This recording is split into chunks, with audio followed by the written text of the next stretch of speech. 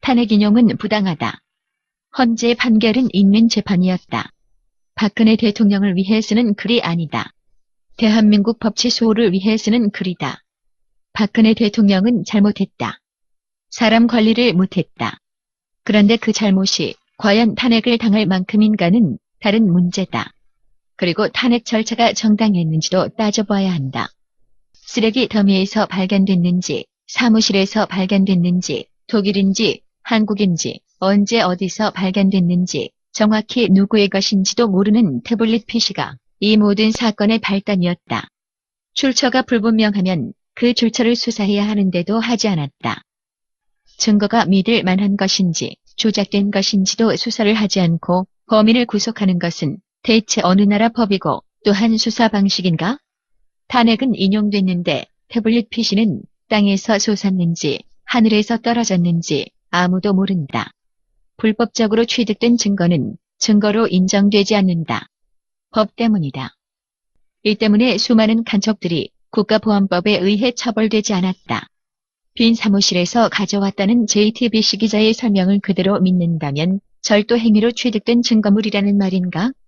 대통령의 인권이 간첩 인권만도 못한가? 사건에 관련된 모든 사람을 수사하는 것은 상식이다. 그런데 검찰은 사건의 중대한 부분을 차지하는 고영태와 그 주변 인물들을 수사하지 않았다. 한 나라의 대통령을 탄핵할지 말지 정하는 중대사항을 국회는 토론 절차도 없이 탄핵소추안을 가결한 것이다. 동네 이장을 쫓아낼지 말지 정할 때도 토론을 한다는데 초등학교 시절 미루고 미루던 방학일기를 개학 하루 전에 다 써야 했던 적이 있었다. 헌법재판관들은 마치 밀린 방학 숙제를 끝내려는 아이들처럼 탄핵 심판을 내렸다. 국민 과반수의 표를 받아 합법적으로 선출된 대통령의 헌법 위반 여부를 심리하는 대한민국의 역사를 결정하는 일인데도 말이다. 날짜를 미리 정해놓고 시간에 쫓겨 판결을 했다. 참고로 미국에서는 닉슨 대통령의 탄핵 절차가 약 2년에 걸쳐 진행되었다. 밀린 방학일기를 쓰다 보면 이미 지나간 날들을 기억해내려다 결국 없는 말을 지어내기도 하고 상식을 뛰어넘는 짧은 길이로 하루를 채우기도 하고 너무 급한 나머지 온갖 실수를 남발하기도 한다. 이번 탄핵 절차 또한 그렇다. 2017년 3월 10일 만장일치로 박근혜 대통령의 탄핵이 인용되었다. 아니, 다 떠나서 헌재의 탄핵 인용 결정은 위헌이다. 헌법 제111조는 말한다. 9인의 재판관으로 헌법 문제를 재판한다. 헌재에 따르면 부득이한 경우에는 7인 이상의 재판관이 결정을 내려도 된다고 한다. 헌법재판소법 제23조를 인용한 것이다. 부득이한 경우에는 재판관 7인 이상 출석하면 심리할 수 있다.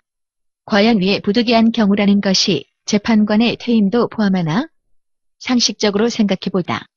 부득이한 경우는 재판관의 갑작스런 사고나 사망을 뜻한다. 재판관 퇴임이 부득이한 경우인가?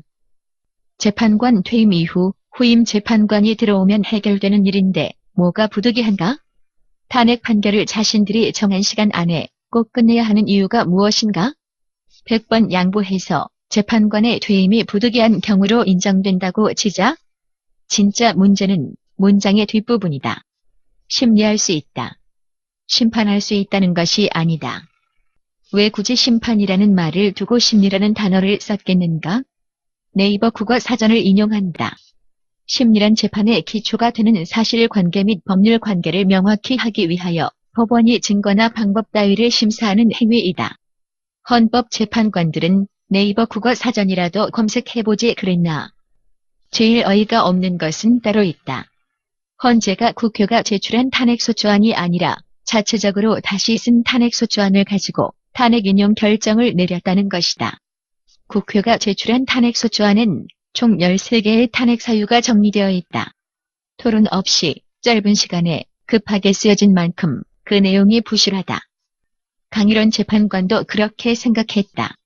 그랬으니까 탄핵소추안을 정리한다는 명분하에 새로 썼다. 13개의 탄핵 사유가 5개로 재구성되었다. 재판관이 국회 대신 소추안도 작성하고 심판도 했다. 참 친절하다. 왜 강일원 재판관은 탄핵소추안을 새로 썼나? 왜 다른 재판관들은 그것을 방관했나? 처음부터 심판 결과는 정해져 있었기 때문이다. 이 모든 사실을, 즉 탄핵 절차의 모든 부분이 부당하다는 것을 국민들이 알고 있을까? 아니, 관심이나 가지고 있을까? 위의 사실들 말고도 탄핵의 부당성을 논하려면 밤을 새워도 모자란다. 2017년 3월 10일에 8대0 탄핵 인용? 창피하다.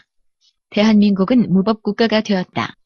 박근혜 대통령은 헌법재판소 인민재판의 첫 희생양이 되었다. 탄핵 결정이 무효가 되길 바라며 쓰는 글이 아니다. 이 글 하나가 모든 것을 원천 무효시킬 만큼의 힘을 가지고 있지 않다는 것쯤은 안다. 그러나 이 글을 읽고 있는 당신?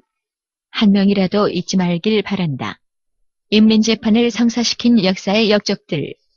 촛불시위 배후 세력, 언론, 국회, 그리고 헌재의 과오를, 정의를 외치는 이 땅의 모든 청년들이 박사모 혹은 일베 낙인 찍기에서 자유로워지길 바란다.